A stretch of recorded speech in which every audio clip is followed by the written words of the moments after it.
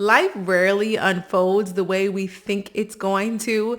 Sometimes it happens by choice, and most of the time it happens by force. No matter how it happens to us, one thing we know for sure is life is going to life. It is going to throw curveballs, it's going to throw changes, hardships, amazing things. All of the new changes are going to come about in our life in some sense, right? And I am someone who I would like to say is really good at pivoting and figuring out how to move on to the next thing. I have pivoted from growing up in Queens to moving to a whole new state, moving to Atlanta, Georgia. I have pivoted in my corporate life, going from corporate to full-time entrepreneur. I have pivoted from being a single woman to being a married woman. I pivoted from being a married woman to being a whole mom.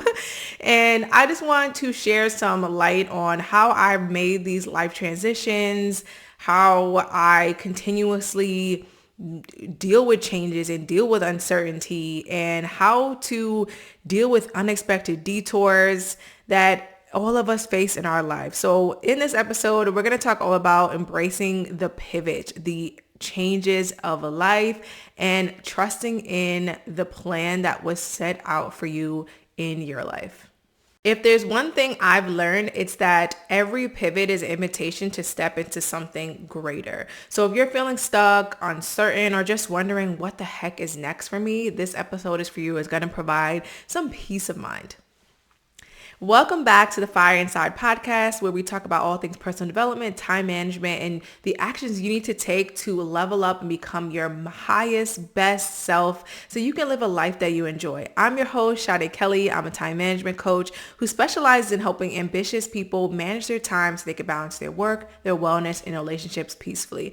Now, in today's episode, I want to get right into it, and I want to share some backstory on the transition and pivots that I've made in my life and just shed light on how I've made these pivots, things that have gone wrong, things that have gone right, in hopes that it will help you to see how you pivoted and how you're going to be able to deal with any change that comes in your life, even if you feel like you can't. Because I know there are people out there who are dealing with something new, because I've dealt with this as well. And we're feeling unsure, we're feeling worried, we're feeling like, how can we do this? We're feeling a little bit stuck.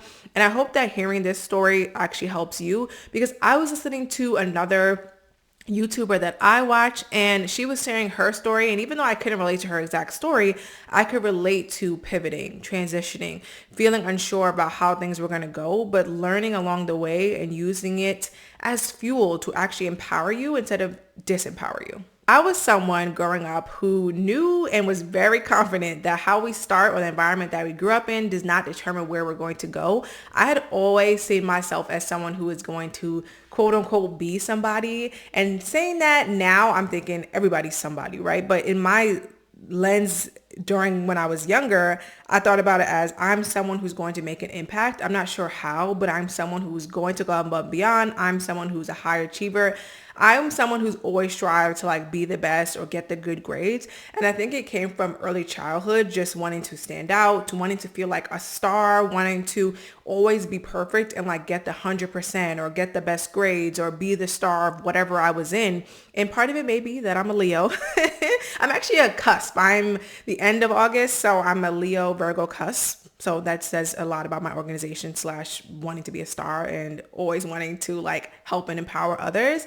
But that's just how my personality was. From as young as I can remember, I've always just been someone who wanted to inspire other people. I've been someone who wanted to just be the best and empower others to be their best. And I didn't grow up poor, so I don't have that poverty story. And I used to always feel a way about that because I felt like every Black person that we saw who was successful always had this deep poverty story. I didn't have that, but I also wasn't rich, right? I was middle class. I grew up in Hollis, Queens. If you're familiar with Hollis, it's a pretty middle class neighborhood. It's not the worst, but it's not the best, And to me, it was enough. I had what I needed growing up, but I didn't have everything I wanted. When I say needed, I mean I had essentials, right? I didn't ever go hungry or didn't have TV for extended amount of time or went without heat or whatever. So I didn't have those type of struggles, but I didn't always have what I wanted. I didn't always live comfortably. So I was someone who strived to have and be more, because I knew, okay, if I could have money and be rich, I can have all the things that I want. And I think a lot of us learn that from when we're young. So for me, I knew growing up, okay, I got to get out of Hollis. Like I got to figure out where I'm going to go to school, but I'm not going to school in this environment. I actually didn't go to any schools in that environment. I started out in elementary school in Queens Village. And then from there, I got into a gifted and talented school, which is out in Belrose, which was a way better, nicer neighborhood. And I got out, right? I went to that school, got exposed to new things, new environments, new people. And I ended up going to college upstate New York, which was a predominantly white institution that I went to, predominantly white environment that I went to. And that was the first time I ever was thrown into an environment like that. So I grew up in Queens, which is predominantly black where I grew up, but it was also super diverse. And you had everyone, like you were just so used to being around everyone. I mean, New York City is like such a melting pot. And I think that shaped my personality a lot, where I'm very into different cultures. I can pretty much talk to any and everyone, and I'm very accepting of a different culture. I like to talk about things. I'm not one of those like judgy people who doesn't want to hear someone else's opinion on another side. Like I'm very open and I'm very accepting. And I think that comes from how I was brought up. But when I was put into this environment in college, it wasn't so much like that. So that was very new, where it was the first time I was hearing things like, oh, you're pretty for a black girl, or like, oh, you're smart for a black girl, like stuff like that. I had never heard stuff like that. Like it was just like, what the heck? So some of those things were uncomfortable about college, but I ended up finding my people, finding my groove in school. And I ended up learning a lot about, okay, your environment can be whatever you make it. So you have to just find your people. And I was very big on like, I'm going to find my New York City girls. I'm going to find the people I can relate to, the people who love business, or the people who love being a leader or making change. And that's kind of how I was even in high school. Like I literally started a club called like Saving Our Society, and we would volunteer and do things around the neighborhood. And in college, I was the head of so many different elected like boards in school, like the Caribbean Society, the Accountant Society, the Marketing Society. Like I would host events. I would be in fashion shows. Like I was always someone who wanted to be a leader, impacting people, doing things. And it taught me a lot about community, mentorship, and how to find yourself and do things that make you light up. Like that's just always been something for me. In college is also where I learned how to get comfortable being uncomfortable, because I was uncomfortable in a lot of different spots throughout my life. And I realized like you got to just find the comfort. I remember a distinct story in college, and I'm sharing these things not for sympathy or anything like that, because I never feel bad for the situations that I've been through, because in my eyes, every situation that I've been through has brought me closer to where I need to be and where I'm supposed to be. But I did have a situation with a college professor. I've had so many situations with college professors, but I had a situation with a college professor, and I won't share the department or anything because I don't know who the heck is watching this.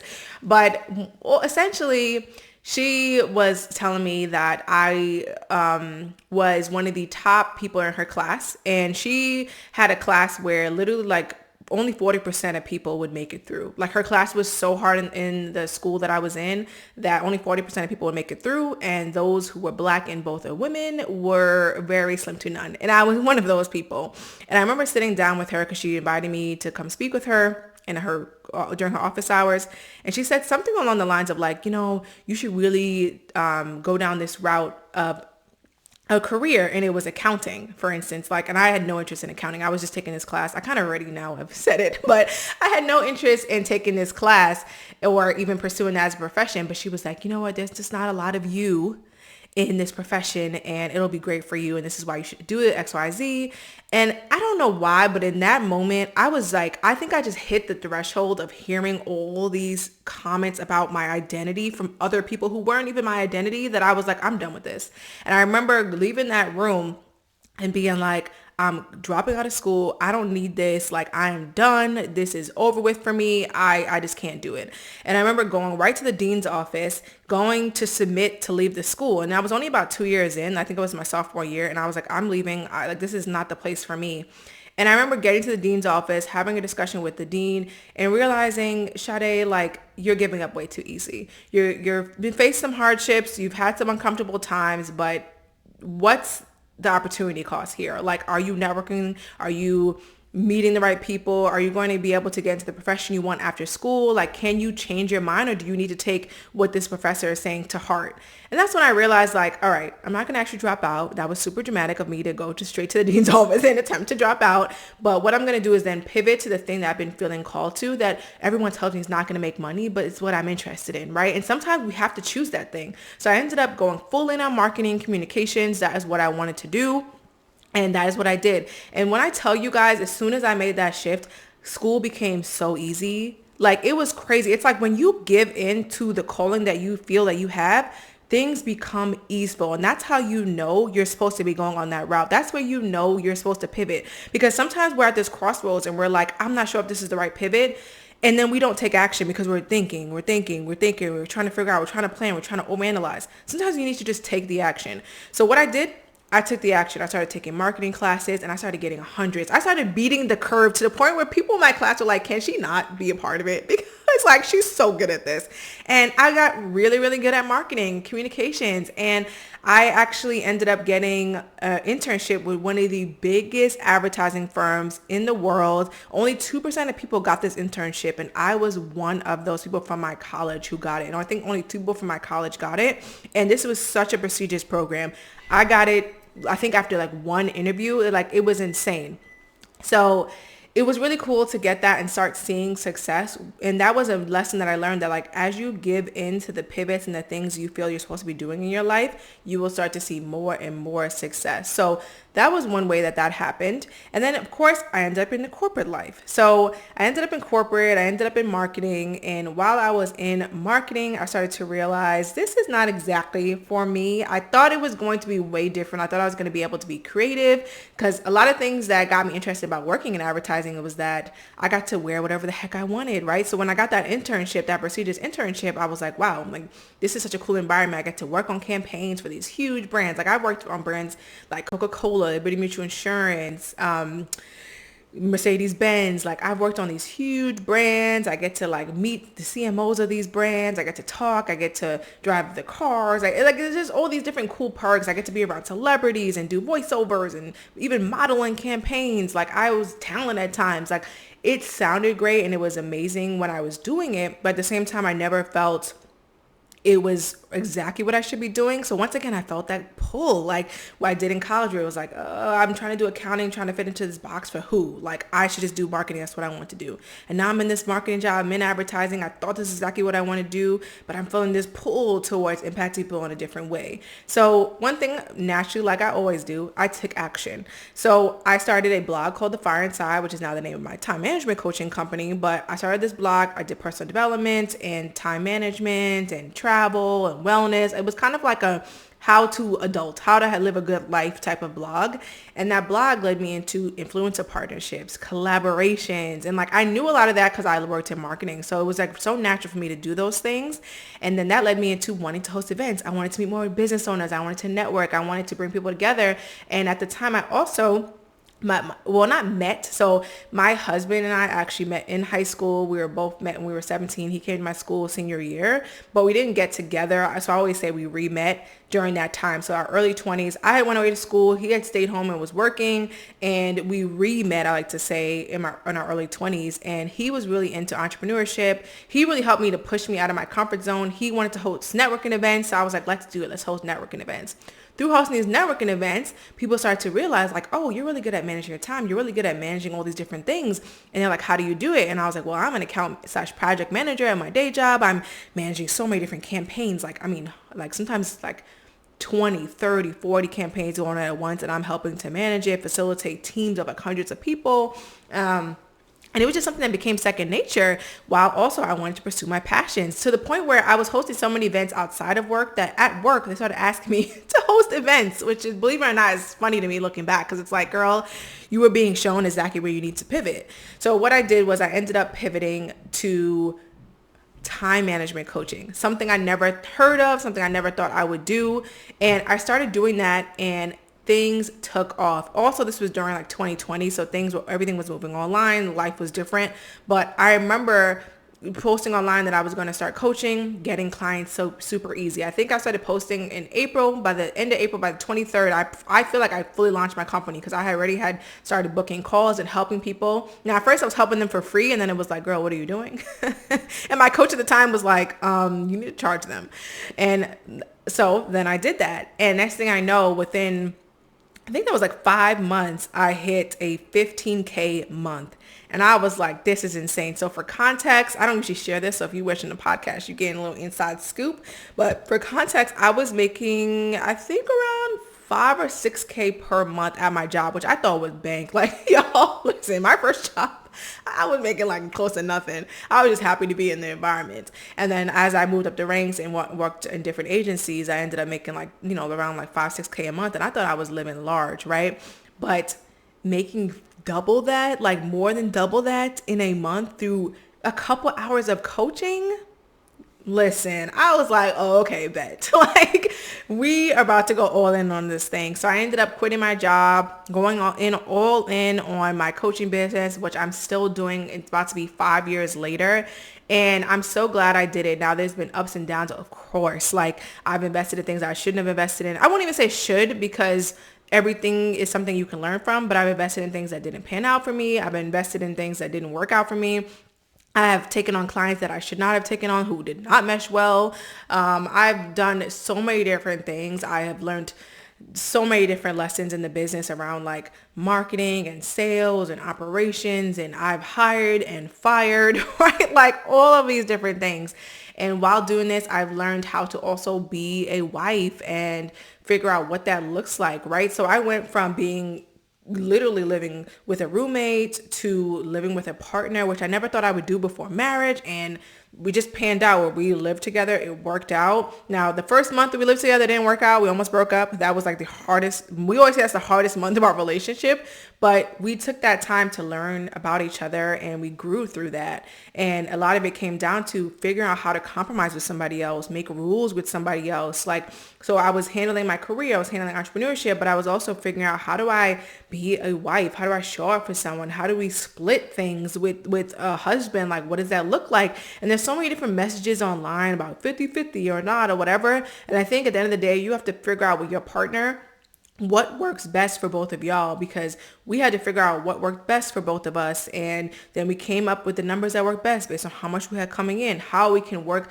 together better. And that's something we're still pivoting and transitioning through, because we now have a baby. Like, I went from, all right, I've got a solid place with my career and entrepreneurship. I've gotten to a solid place with my husband and being a wife, and then I got pregnant, right? So it's always like, as you're finally like figuring it out, boom, like something comes in and kind of throws you off. So the thing that I would say, quote unquote, throw me off was getting pregnant, dealing with that whole thing, like from the nausea to the bump and being uncomfortable on your skin and growing a child. I mean, so cognizant of everything you're drinking and eating and listening to and how you're moving your body and birth and just the whole experience, right? That transition taught me so much about my strength, about how I can overcome things. And I have a whole podcast where I go into depth about like my birth story and how it impacted me. So I won't go into it here, but listen back to that episode.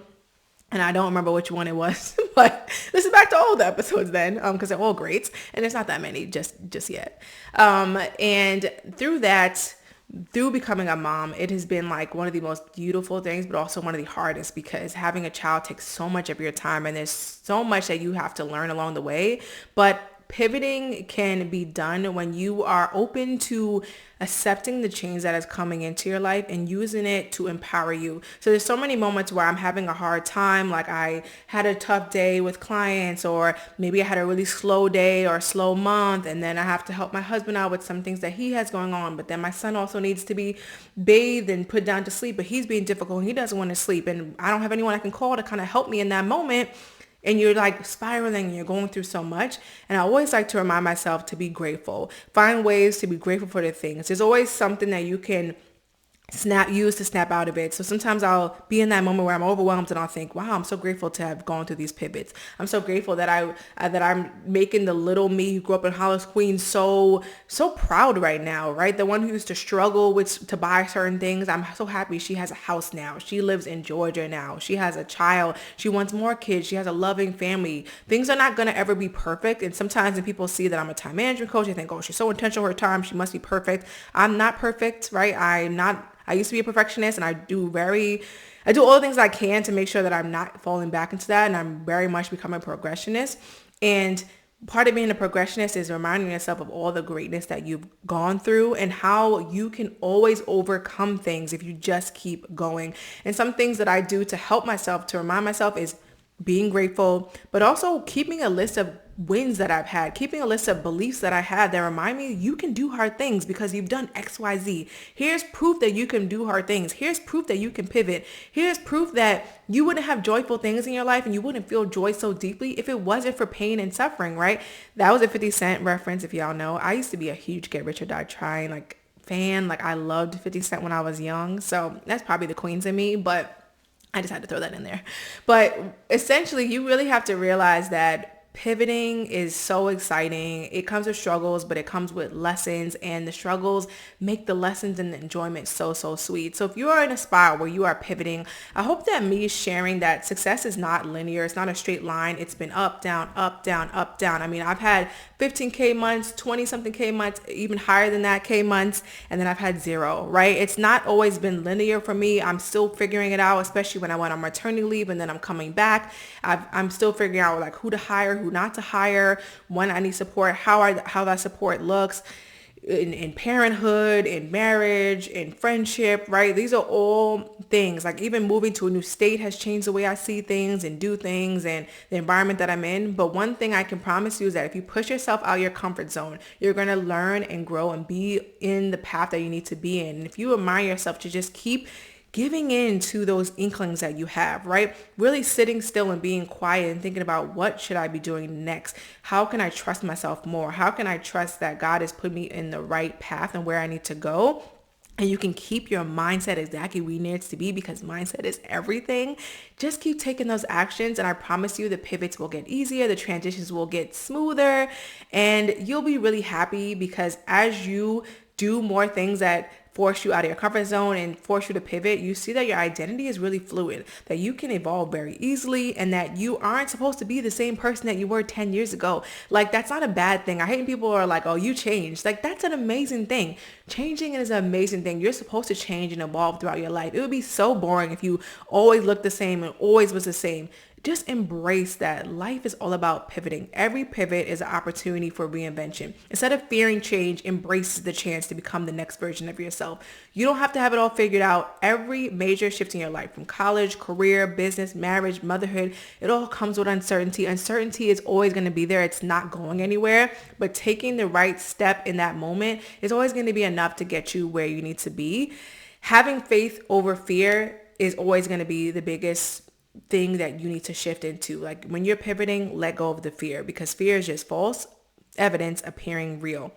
Have faith, step into faith, really think about how you can believe something is going to work for you, and do it with grace, right? Let yourself outgrow and leave things that you no longer need behind, and accept that you're evolving and growing into a new person. So I hope that this episode was helpful for you and it helped you embrace whatever pivot or transition you're going through. And I hope that it empowers you to keep doing the things, even when you feel stuck, even when you feel afraid, even when you feel it's uncertain.